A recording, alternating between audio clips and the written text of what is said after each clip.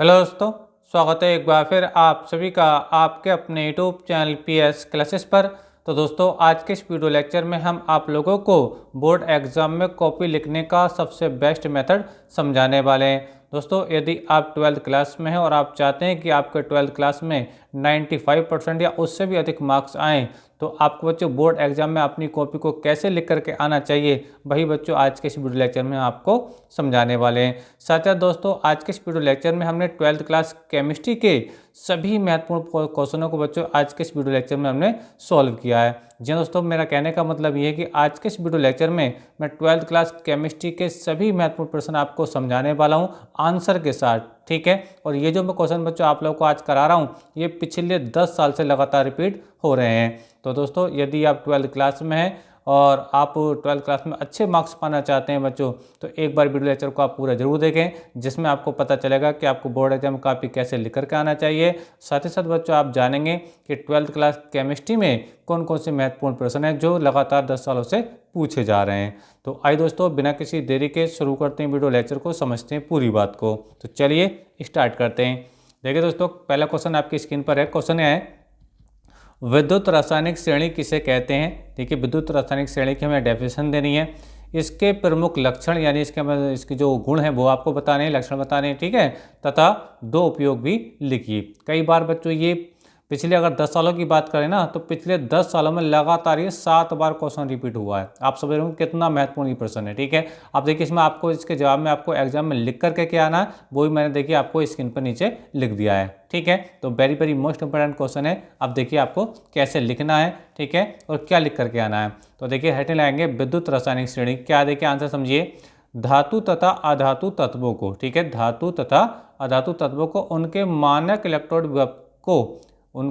Electrode विभव को बढ़ते हुए क्रम में रखने पर जो श्रेणी प्राप्त होती है उसे विद्युत रासायनिक श्रेणी कहते हैं। यानी जो धातु और अधातु एलिमेंट हैं, तो उनको उनके मानक इलेक्ट्रोड विभव के बढ़ते हुए क्रम में रखने पर जो श्रेणी प्राप्त होती है उसे विद्युत रासायनिक श्रेणी कहते हैं। अभी श्रेणी क्या होती है, देखिए मैं आइए एक बुक के माध्यम से आपको अच्छे से क्लियर करता हूँ ताकि श्रेणी क्या होती है। तो चलिए देखिए, थोड़ा हम बुक की तरफ से समझते हैं इस चीज़ को। देखिए आपकी स्क्रीन पर बच्चों ये विद्युत रासायनिक श्रेणी है, ठीक है। देखो आप देख पा रहे होंगे विद्युत रासायनिक श्रेणी, ठीक है। अभी देखो यहाँ पे क्या लिखे हैं, ये एलिमेंट्स लिखे हुए हैं, ठीक है, और इनके सामने क्या लिखा हुआ है, इनके मानक इलेक्ट्रोड विभव लिखे हुए हैं, ठीक है। अब देखो यहाँ सबसे ज़्यादा नेगेटिव वैल्यू आ रही है। जैसे जैसे बच्चों हम नीचे को आएंगे, ठीक है, तो लगातार इसकी वैल्यू क्या हो जाएगी बच्चों, बढ़ती चली जाएगी, ठीक है। समझ में आ रहा है आप लोग को। जैसे जैसे हम देखो नीचे को चलेंगे तो इसकी वैल्यू लगातार क्या होगी, ये बढ़ती चली जाएगी। समझ में आ रहा है आप लोगों को मेरी बात, ठीक है। और जैसे देखो अब नीचे आप देख पा रहे होंगे ये क्या आ रहा है, देखो ये प्लस की वैल्यू आती चली रही है, वैल्यू क्या लगातार ये बढ़ रही है मानक इलेक्ट्रोड विभव की, ठीक है। तो वही कहा गया बच्चों, धातु तथा अधातु तत्वों को, इसमें धातुएं भी बच्चों, इसमें अधातुएं भी हैं। समझ में आ रहा आप लोगों को मेरी बात। तो धातु तथा अधातु तत्वों को उनके मानक इलेक्ट्रोड विभव के बढ़ते हुए क्रम में रखने पर जो श्रेणी प्राप्त होती है बच्चों, उसे क्या बोलते हैं बच्चों, हम विद्युत रासायनिक श्रेणी कहते हैं। तो आइए बच्चों, ये इसकी डेफिनेशन आपको अच्छे से क्लियर हो गई होगी, ठीक है। तो चलिए देखिए आगे पढ़ते हैं। अब देखिए क्या बच्चों, ये तो इसकी डेफिनेशन होगी। लक्षण देखिए, प्रमुख लक्षण क्या, देखिए लक्षण देखो, नंबर 1 डाल के लिखा है, श्रेणी में ऊपर से नीचे जाने पर, जो अभी आपको दिखा रहा था, श्रेणी में ऊपर से नीचे जाने पर अपचयन क्षमता घटती है, यानी इलेक्ट्रॉन को ग्रहण करने की क्षमता होती है वो घटती है। अपचयन का मतलब है इलेक्ट्रॉन को ग्रहण करना है यहाँ पर, ठीक है। तो श्रेणी में ऊपर से नीचे जाने पर अपचयन क्षमता घटती है। पहला लक्षण बच्चों ये हो गया। दूसरा लक्षण क्या देखिए है बच्चों, हाइड्रोजन से ऊपर के सभी तत्व, हाइड्रोजन से ऊपर के सभी तत्व अम्लों से क्रिया करके H2 गैस मुक्त करते हैं, ठीक है। आपको विद्युत रासायनिक श्रेणी बनानी नहीं है, केवल इसके बारे में आपको याद करना है, लिखना है, ठीक है। वही मैंने आपको यहाँ समझाया, ठीक है। तो हाइड्रोजन से ऊपर के सभी तत्व अम्लों से क्रिया करके H2 गैस मुक्त करते हैं, ठीक है। तीसरा लक्षण क्या देखिए, श्रेणी का ऊपर वाला तत्व नीचे वाले तत्व को उसके विलयन से विस्थापित कर देता है। ये इसका बच्चों तीसरा लक्षण हो गया, ठीक है। अच्छा, अब इसने दो उपयोग भी पूछे हैं, तो उपयोग देख लें। दो उपयोग कौन कौन से हैं। पहला उपयोग है बच्चों, धातुओं की क्रियाशीलता की तुलना करने में।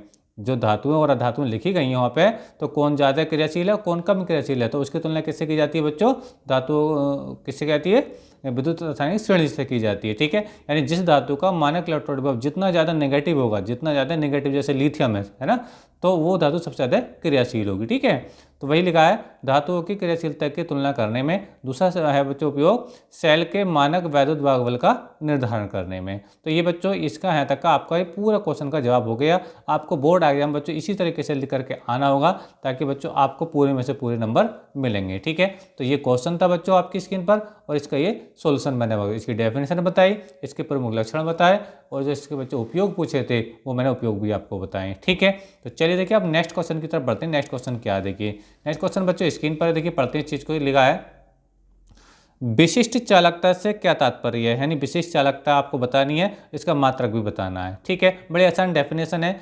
देखो हेडलाइन है विशिष्ट चालकता, क्या किसी चालक के विशिष्ट प्रतिरोध के व्युत्क्रम को, ये आपने फिजिक्स में भी पढ़ा होगा 12th क्लास की, है ना, तो किसी चालक के विशिष्ट प्रतिरोध के व्युत्क्रम को विशिष्ट चालकता कहते हैं। ठीक है, इसे के नहीं, ये कप्पा है। ठीक है, ये ग्रीक भाषा का शब्द है, इसे कप्पा बोलते हैं। क्या बोलते हैं बच्चों, कप्पा। इसे कप्पा से प्रदर्शित करते हैं। मात्रक होता है बच्चों इसका ओम इनवर्स सेंटीमीटर इनवर्स। ठीक है, कई बार बच्चों क्वेश्चन एग्जाम में पूछा गया है, तो इसकी डेफिनेशन हुई। ठीक है, तो चलिए देखिए अब नेक्स्ट क्वेश्चन पढ़ते हैं। क्वेश्चन नंबर 3 क्या है, क्वेश्चन नंबर 3 है बच्चों, परासरण दाब किसे कहते हैं, परासरण दाब के लिए सूत्र लिखिए।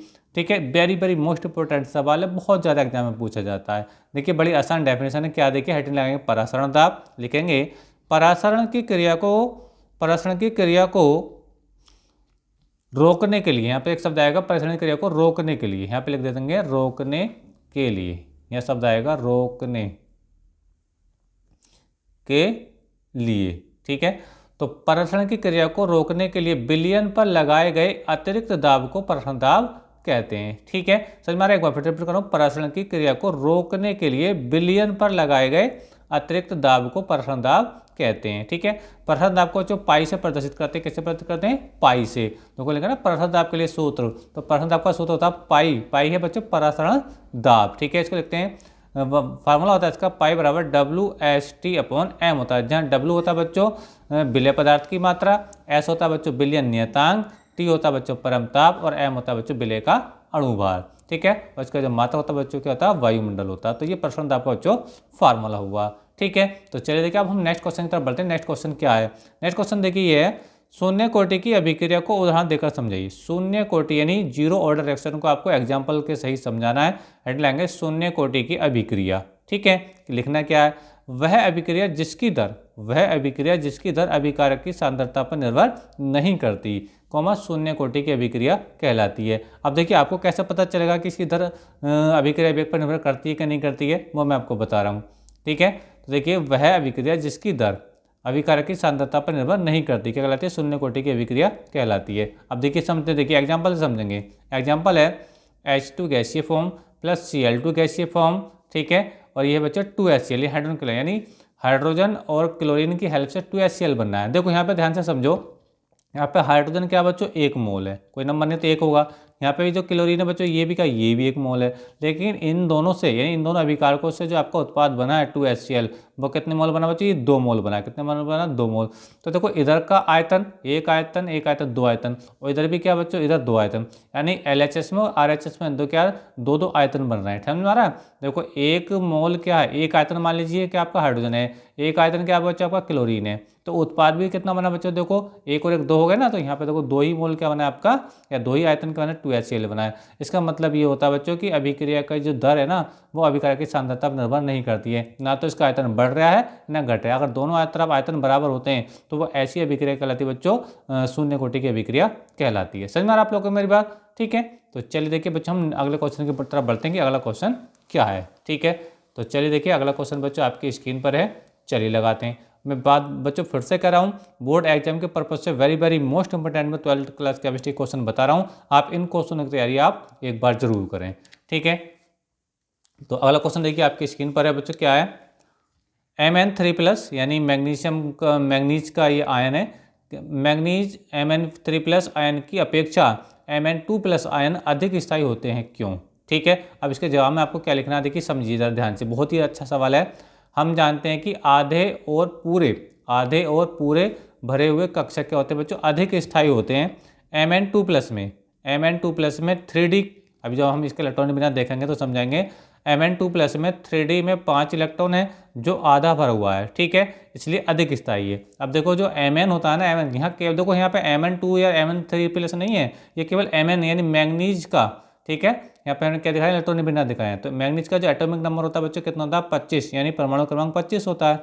अब देखो ये हमने इलेक्ट्रॉनिक विन्यास करा है, 25 है ना, ये देखो 25। अभी देखो 2 और 2 4 से 10 और 2 12 और 6 18 और 2 20 और 5 25, यानी 25 इलेक्ट्रॉन बिल्कुल पूरे, यानी ये मैंगनीज के इलेक्ट्रॉनिक विन्यास है। अब हमें देखना है कि इसका, हमें देखना है Mn3+ और Mn2+ का देखना है। तो पहले हम Mn2+ का देख रहे हैं। Mn2+, तो Mn2+ का मतलब कि Mn जो है 2 इलेक्ट्रॉन त्यागे हुए हैं, इसलिए इस पर डबल चार्ज, डबल प्लस आया हुआ है, ठीक है। तो 2 इलेक्ट्रॉन त्याग देगा तो इलेक्ट्रॉन कितने बचेंगे बच्चों, 25 में से, तो 25 थे, 2 इलेक्ट्रॉन त्याग दिए, कितने बचे, 23 बचे। कितने बचे बच्चों, 23। इलेक्ट्रॉनिक विन्यास जब करोगे तो 1s2 2s2 2p6 3s2 3p6 तो 3d5 बनेगा। देखो 23 बैलेंस हो रहा है कि नहीं, 2 और 2 4 से 10 और 2 12 और 18 18 5 23 होता है, ठीक है। अब ये जो 3D कक्षक है ना, 3D कक्षक, इसके अंदर 5 इलेक्ट्रॉन है बच्चों। कितने इलेक्ट्रॉन है, 5, ठीक है। जब हम 3D ऑर्बिटल को बनाएंगे तो ये जो 5 इलेक्ट्रॉन आप देख पा रहे हैं ना, ये वाले, यही 5 इलेक्ट्रॉन, 1 2 3 4 5, यानी ये आधा भरा हुआ कक्षक है। क्योंकि डी ऑर्बिटल के अंदर बच्चों कितने इलेक्ट्रॉन होते हैं, 10 इलेक्ट्रॉन आ सकते हैं। कितने आ सकते हैं, 10, ठीक है। और एक में क्या होते हैं, 2 इलेक्ट्रॉन आ सकते हैं। लेकिन फिलहाल जो डी उपकोष है आपका, डी कक्षक, उसके अंदर 5 इलेक्ट्रॉन है, तो 1 2 3 4 5, यानी आधा भरा हुआ कक्षक पूरी तरीके से, इसलिए क्या होता है बच्चे, अधिक स्थायी होता है, ठीक है। अच्छा, अभी देखो अंतर आपको साफ समझ में आ जाएगा। अब देखो हम बात करेंगे 3Mn+ की, Mn3+ आयन की। यहाँ पे 3 इलेक्ट्रॉन त्याग हुआ है मैंगनीज, ठीक है। अब देखो इसका जो मैंगनीज का एटॉमिक नंबर था 25 होता है, और यहाँ 3 इलेक्ट्रॉन इन्हें त्याग दिए, तो 25 में 3 कम करो, कितने बचेंगे, 22 बचेंगे। कितने बच्चे बचे, 22 बचेंगे, ठीक है। अब 22 इलेक्ट्रॉनों का हमने इलेक्ट्रॉन विन्यास ये किया, समझ में आप लोगों में। तो इसका जो वायतम सेल है 3D कोष, इसमें देखो 4 इलेक्ट्रॉन आ रहे हैं। कितने आ रहे हैं बच्चे, 4 इलेक्ट्रॉन आ रहे हैं। तो इन्हीं 4 इलेक्ट्रॉनों को बच्चे हम यहाँ भर के दिखा रहे हैं, 1 2 3 4, ठीक है। तो ये देखो क्या है, ये आधा भरा हुआ नहीं है, ये आधा भरा हुआ नहीं है, जबकि ये वाला क्या, आधा भरा हुआ। तो जो आधे भरे हुए होते हैं और पूरे भरे हुए होते हैं वो अधिक स्थायी होते हैं, सच में आप लोग में बात। लेकिन ये आधा भरा हुआ नहीं है, इसलिए कम स्थायी है। तो यही पूछा गया था कि अब क्वेश्चन की तरफ बढ़ते एक बार, आंसर तो आपको समझ में आ गया होगा कि Mn3+ आयन की अपेक्षा Mn2+ आयन अधिक स्थायी है। क्यों, क्योंकि बच्चे Mn2+ में जो होता है ना, 3D कक्षक जो होता है, ये पूर्ण रूप से आधा भरा हुआ होता है। जबकि Mn3+ में क्या रहता है, इसका एक ये ऑर्बिटल खाली रह जाता है। समझ में आप लोग को मेरी बात।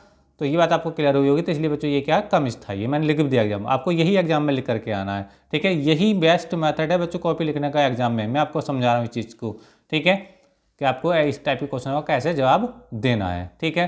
तो अगला क्वेश्चन पढ़ते हैं, देखिए, स्पष्ट कीजिए कि क्यों स्कैडियम, ऐसी मतलब स्कैडियम, इसका जो परमाणु क्रमांक होता है वो 21 होता है, संकरण तत्व है, ठीक है। परंतु जेडन का जो परमाणु क्रमांक होता है 30 होता है, ठीक है, वो नहीं है। इसमें ये कहा है कि जो स्कैडियम है वो संकरण तत्व है, जबकि जेडन जो है संकरण तत्व नहीं है, ठीक है।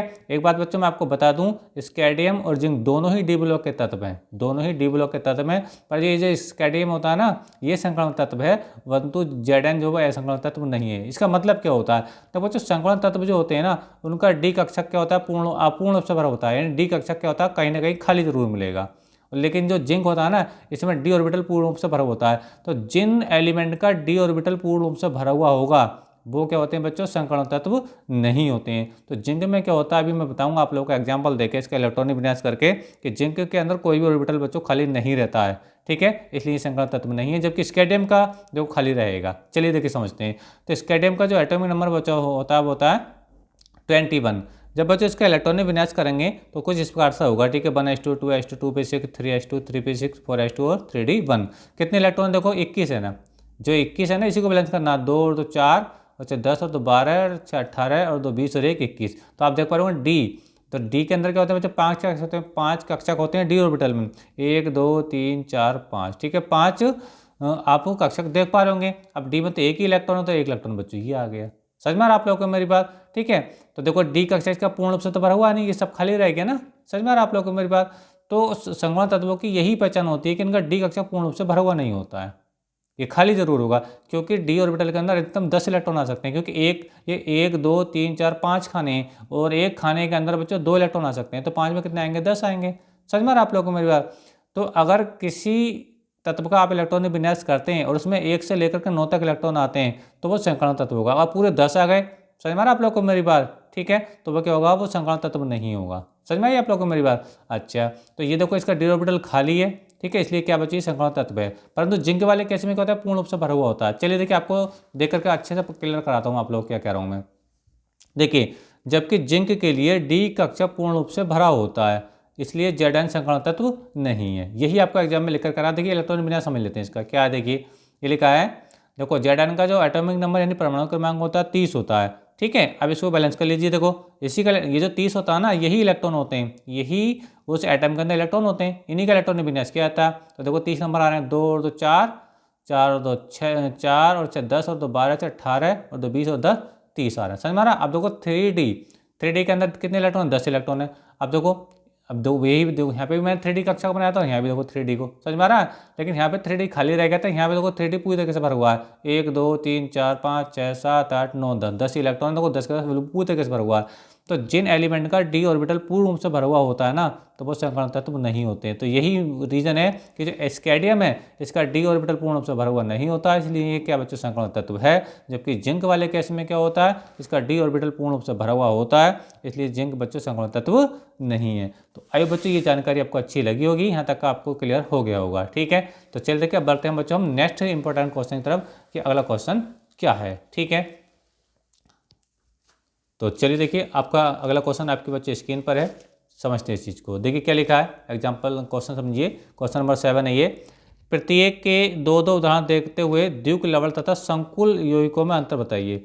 द्विक लवण और संकुल यौगिकों में अंतर बताना है। बड़ा आसान सवाल है और काफ़ी बार बच्चों बोर्ड एग्जाम में ये पूछा गया सवाल है। देखो द्विक लवण क्या है, देखिए वे यौगिक जो जलीय विलयन में अपनी पहचान खो देते हैं, द्विक लवण कहलाते हैं। देखो वे यौगिक जो जलीय विलयन में अपनी पहचान को, वो पूरी तरीके से आयनों में टूट जाते हैं। अपनी पहचान को होने का मतलब है आयनों में टूट जाना, ठीक है। तो वे यौगिक जो जलीय विलयन में अपनी पहचान खो देते हैं या पूर्ण रूप से आयनित हो जाते हैं, क्या कहलाते हैं, द्विक लवण कहलाते हैं। जैसे एग्जांपल समझिए, फिटकरी। फिटकरी का फार्मूला आप जानते हैं, K2SO4 Al2SO4 का होल थ्राइज इंटू 24H2। ये फिटकरी है। जब इसको पाउडर के अंदर घोलेंगे ना, तो पोटेशियम अलग हो जाएगा, सल्फेट अलग हो जाएगा, एल्यूमिनियम अलग हो जाएगा। समझ में आ रहा है आप लोग मेरा। ये पूरी तरीके से वियोजित हो जाएगा, यानी अपनी पहचान पूरी तरीके से खो देगा, पूरी तरीके से घुल जाता है फिटकरी। आपने फिटकरी को पानी के अंदर घोलोगे ना, तो पूरी तरीके से घुल जाती है, सारे आयनों में वो टूट जाती है। तो बच्चों वही यौगिक जो जलीय विलयन में अपनी पहचान खो देते हैं, यानी पूरी तरीके से वियोजित हो जाते हैं, आयनित हो जाते हैं, क्या कहलाते हैं, वो द्विक लवण कहलाते हैं। एग्जाम्पल मैंने आपको स्क्रीन पर लिख दिया। संकुल यौगिक क्या होते हैं, वे यौगिक जो जलीय विलयन में अपनी पहचान नहीं खोते, यानी ये ऐसे यौगिक होते हैं बच्चों, ये जल में पूरी तरीके से नहीं घुलते, यानी अपने आयनों में पूरी तरीके से नहीं टूटते हैं, क्या कहलाते हैं बच्चों, ये संकुल यौगिक कहलाते हैं। समझ में। एग्जाम्पल है इसका पोटेशियम हेक्सासाइनोफेरेट। समझ में आ रहा है। इसका जब वियोजन देखते हैं ना बच्चे, वियोजन, तो वियोजन बच्चे इसका कुछ ऐसा होता है। देखो मैं आपको करके दिखा रहा हूँ। 4K पॉजिटिव प्लस, यह है Fe सेंट्रल मेटम एटम यानी केंद्रीय धातु, और यह है बच्चों आपका Cn का होल 6। समझ में आ रहा है आप लोग को। ये आपका बच्चों आएगा 4 नेगेटिव। समझ में आ रहा है। अब देखो यहाँ पे ये पोटेशियम तो टूट गया, अलग हो गया, लेकिन आपका जो Fe और जो Cn है वो तो अलग हुआ ही नहीं है। समझ में आ रहा है आप लोग में। तो ये पूरी तरीके से वियोजित नहीं होता, वही यहाँ पे कही गई थी। लेकिन इस वाले केस में सारे सब क्या हो जाते हैं, वियोजित हो जाते हैं। लेकिन इस वाले केस में क्या होता है, पूर्ण रूप से वियोजित नहीं होते। तो वही लिखा देखो, वे यौगिक जो जलीय विलयन में अपनी पहचान नहीं खोते, यानी पूर्ण रूप से आयनित नहीं होते, ठीक है, क्या कहलाते हैं, संकुल यौगिक कहलाते हैं। ठीक है, वियोजन तो हुआ, लेकिन कि पोटेशियम ही अलग हुआ, लेकिन आयरन और साइनाइड अलग नहीं हुआ है। समझ में आ रहा आप लोग को मेरी बात। तो यही इनमें बच्चों अंतर होता है।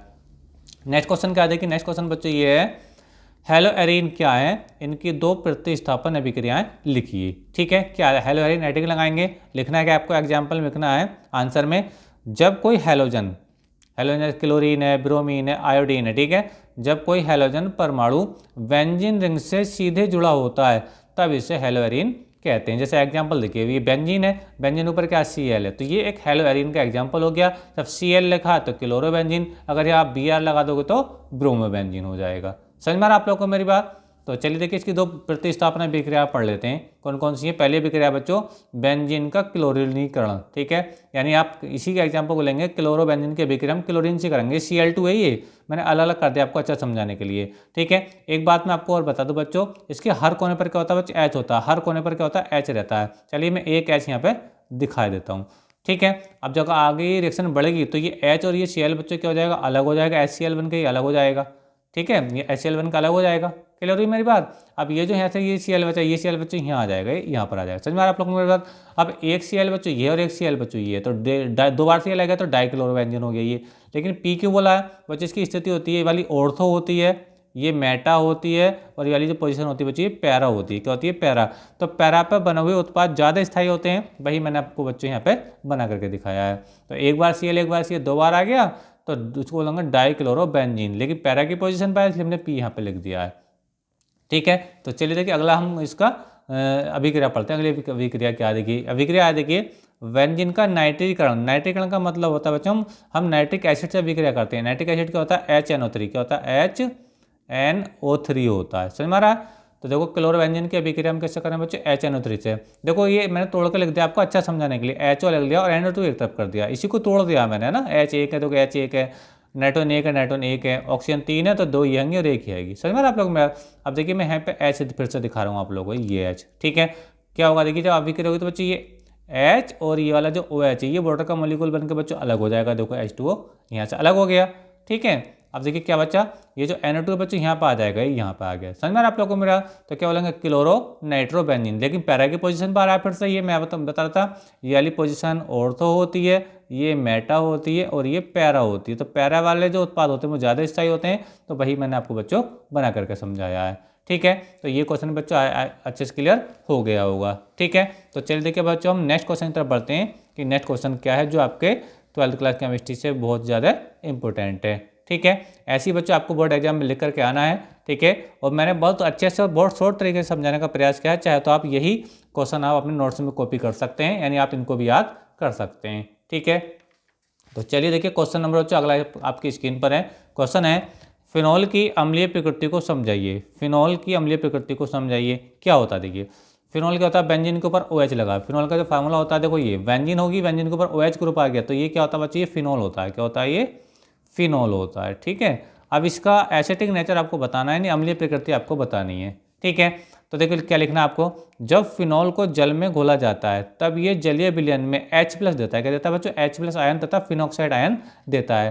तो हम लोग जानते हैं बच्चों जो एसिड होते हैं ना उनकी एक ही पहचान होती है, जब उनको पानी के अंदर घोलते हैं तो H+ देते हैं। जैसे एक सिंपल एग्जाम्पल ले लेंगे HCl का, ये भी एक अम्ल है, तो पानी में कैसे ब्रेक होता है बच्चों? ये H+ देता है और साथ में Cl- देता है। समझ में आ रहा है। तो जो H+ देते हैं, जो कंपाउंड H+ देते हैं वो होते हैं क्या होते हैं बच्चों? वो एसिड होते हैं, यानी अम्ल होते हैं। तो क्या फिनॉल भी ऐसा करता है? देख लेते हैं बिल्कुल। तो जब हम जल के अंदर बच्चों हमने फिनॉल को घोला, ठीक है, तो क्या मिला बच्चों? देखो फिर से क्या मिला? H+। ये OH देख रहा है ना, इसके बीच का बॉन्ड टूट के H+ अलग हो गया और यहाँ पे ऑक्सीजन रह जाएगा, ऑक्सीजन के ऊपर माइनस रह जाएगा, तो इसको बोलते हैं बच्चों फिनॉक्साइड आयन। लेकिन सबसे इंपॉर्टेंट बात क्या है कि H+ दे रहा है ना, H+, यानी जैसे ये HCl ये भी तो अम्ल है और ये भी देखो एक अम्ल की तरह बिहेव कर रहा है, क्योंकि फिनॉल भी एक H+ हम लोगों को दे रहा है। समझ में आ रहा है। तो यही गुण क्या कहलाता है बच्चों? इसके अम्लीय गुण को प्रदर्शित करता है। तो ये रिएक्शन बच्चों आपको एग्जाम में लिख करके आनी होगी। इसके एग्जाम में थोड़ा सा और थ्योरी लिखते हैं, वो क्या देखिए। ठीक है, तो ये हमें H+ आयन मिल गया जो मैंने अभी परिभाषा में आप लोगों को बताया था। साथ में हमें क्या मिल गया? Phenoxide ion. ठीक है, ये इसको बोलते हैं फिनॉक्साइड आयन। और फिनॉक्साइड आयन अनुनाद के कारण स्थायी है, जो फिनॉल के अम्लीय गुण को प्रदर्शित करता है। तो ये कुछ आपको इतना लिखना आता होगा। ये 3 नंबर में बच्चों आता है, बड़ा आसान सा इसका जवाब मैंने आपको बता दिया। ठीक है, यहाँ तक बच्चों वीडियो अच्छा लगा तो वीडियो को लाइक जरूर कर दें, कमेंट करके जरूर बताएं बच्चों वीडियो लेक्चर आपको कैसा लग रहा है। और आप इसी प्रकार 12th class chemistry, physics, biology के सभी इंपॉर्टेंट सिलेबस पाना चाहते हैं, ठीक है, तो आज ही हमारे चैनल को सब्सक्राइब करिए। चैनल को सब्सक्राइब करने के साथ साथ बेल आइकन यानी घंटे का बटन जरूर दबाइए, ताकि जैसे जैसे हमारी कंटिन्यू वीडियो आएँ उनका नोटिफिकेशन आप लोगों को समय से मिलता रहे। तो चलिए देखिए अब क्वेश्चन नंबर हम 10 पढ़ते हैं। क्वेश्चन नंबर 10 क्या है, लिखेंगे देखिए, फॉर्मल्डिहाइड की टोलन अभिकर्मक तथा फैलिंग विलयन के साथ अभिक्रियाओं के समीकरण दीजिए। काफ़ी बार बच्चे पूछा गया सवाल है, वेरी वेरी मोस्ट इंपोर्टेंट ये सवाल है। तो फॉर्मल्डिहाइड के बच्चों में टोलन अभिकर्मक और फैलिंग विलयन के साथ अभिक्रिया करके दिखानी है। चलिए दिखाते हैं हम लोग आपको। तो ये है बच्चों HCHO, ये क्या बच्चों फॉर्मल्डिहाइड है, और एल्डिहाइड का जो क्रियात्मक समूह होता है बस ये CHO होता है। और Ag2O ये इसको बोलते हैं बच्चों हम सिल्वर डाइऑक्साइड भी बोलते हैं, और इसको दूसरा नाम बच्चों टोलन अभिकर्मक। ठीक है, जब फॉर्मल्डिहाइड बच्चों इस टोलन अभिकर्मक से अभिक्रिया करेगा तो ये जो ऑक्सीजन है ऑक्सीजन इसके अंदर आगे जुड़ जाएगी। अब इसके अंदर देखो एक ऑक्सीजन है, देखो यहाँ पे इस फार्मूला देखो ये क्या बच्चों डबल ऑक्सीजन आ गई इसके अंदर। ठीक है, समझ में आ रहा है। तो इससे एक ऑक्सीजन इसके अंदर जाकर ऐड हो जाती है, इसको बोलते हैं बच्चों हम फॉर्मिक अम्ल, क्या बोलते हैं इसको, फॉर्मिक अम्ल बनाए। साथ में बच्चों क्या बना आपका, ये Ag क्या होती है, चांदी होती है, चांदी का अपक्षय जिसे हम बोलते हैं बच्चों रजत दर्पण। ये एरो का चिन्ह नीचे इसलिए आ रहा है क्योंकि ये परख नली में नीचे बैठ जाता है जब ये रिएक्शन होती है तो, ठीक है।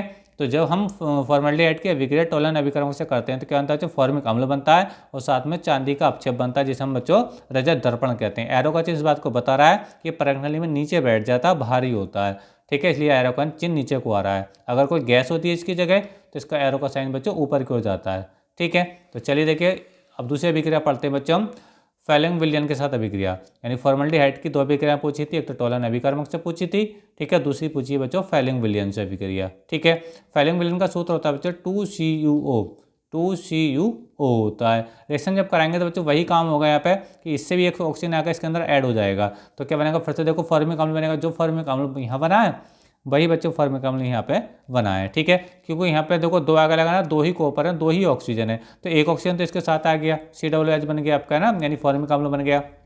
लेकिन यहाँ पे 2 अभी कॉपर बचे हुए हैं और एक ऑक्सीजन बचे हुआ है, तो इसको लिखेंगे Cu2, क्योंकि 2 कॉपर है और एक ऑक्सीजन, तो बच्चों आपका ये आ गया। समझ में आ रहा आप लोगों को मेरी बात, ठीक है। तो इसको बोलते हैं बच्चों हम क्यूप्रस ऑक्साइड का अपक्षेप। ये भी देखो अपक्षेप है, परख नली में नीचे बैठता है, इसमें एरो का चिन्ह नीचे को आ रहा है। समझ में आ रहा आप लोगों को मेरी बात। तो ये बच्चे इसकी दूसरी अभिक्रिया हो गई। तो ये अभिक्रिया थी बच्चों टोलन अभिकर्मक के साथ अभिक्रिया फॉर्मल्डिहाइड की, और ये है बच्चों अभिक्रिया फेलिंग विलयन के साथ अभिक्रिया फॉर्मल्डिहाइड की, ठीक है। तो चलिए देखिए बच्चों हम नेक्स्ट क्वेश्चन तक बढ़ते हैं। नेक्स्ट क्वेश्चन क्या है, नेक्स्ट क्वेश्चन देखिए आपकी स्क्रीन पर है बच्चों, कार्बोहाइड्रेट को परिभाषित कीजिए, यानी कार्बोहाइड्रेट की डेफिनेशन आप लोगों को देनी है। क्या लिखना है देखिए, carbohydrate polyhydroxy aldehyde, polyhydroxy aldehyde यानी जिसके अंदर CHO ग्रुप आता है, तथा पॉलीहाइड्रोक्सी कीटोन क्या कहलाते हैं बच्चों, कार्बोहाइड्रेट कहलाते हैं। आसान डेफिनेशन है, पॉलीहाइड्रोक्सी एल्डिहाइड, ठीक है, तथा पॉलीहाइड्रोक्सी कीटोन क्या कहलाते हैं, कार्बोहाइड्रेट कहलाते हैं। जैसे एग्जांपल समझिए ग्लूकोज और फ्रक्टोज, ग्लूकोज और फ्रक्टोज दोनों किसके एग्जांपल बच्चों, कार्बोहाइड्रेट के एग्जांपल हैं, ठीक है। तो उम्मीद करता हूँ बच्चों ये भी यहाँ तक आपको बात समझ में आ गई होगी। कार्बोहाइड्रेट की definition very very most important है, बहुत ज़्यादा एग्जाम में पूछी जाती है। 2 एग्जाम्पल ही मैंने ये साथ में लिख दिए हैं। तो आज के इस वीडियो लेक्चर बच्चों हमने जाना कि 12th क्लास केमिस्ट्री से बोर्ड एग्जाम के पर्पज से कौन कौन से इंपॉर्टेंट न्यूमेरिकल हैं, सॉरी क्वेश्चन है, वो मैंने आपको बच्चों आंसर के साथ आप लोगों को बताएं कि आपको आंसर एग्जाम में कैसे लिख करके आना है। आप इसी तरीके अच्छे से साफ सुथरी कॉपी लिख करके आते हैं तो उम्मीद करता हूँ कि आपके बच्चे बोर्ड एग्जाम बहुत अच्छे मार्क्स आएंगे, ठीक है। तो ये क्वेश्चन थे बच्चों जो मैंने आज के इस वीडियो लेक्चर में बताए। तो वीडियो लेक्चर कैसा लगा, वीडियो अच्छा लगा तो वीडियो को लाइक और हमारे चैनल को सब्सक्राइब कर लीजिए। और इसी प्रकार बच्चों 12th क्लास फिजिक्स, केमिस्ट्री और बायोलॉजी का सभी इंपॉर्टेंट सिलेबस पाना चाहते हैं तो चैनल को सब्सक्राइब करने के साथ साथ बेल आइकन यानी घंटे का बटन जरूर दबाएं, ताकि जैसे जैसे हमारी कंटिन्यू वीडियो आएँ उनका नोटिफिकेशन आप लोगों को समय से मिलता रहे। तो आज के इस वीडियो लेक्चर में बच्चों इतना ही, मिलेंगे नेक्स्ट वीडियो में किसी नेट टॉपिक के साथ, तब तक के लिए धन्यवाद, बेस्ट ऑफ लक।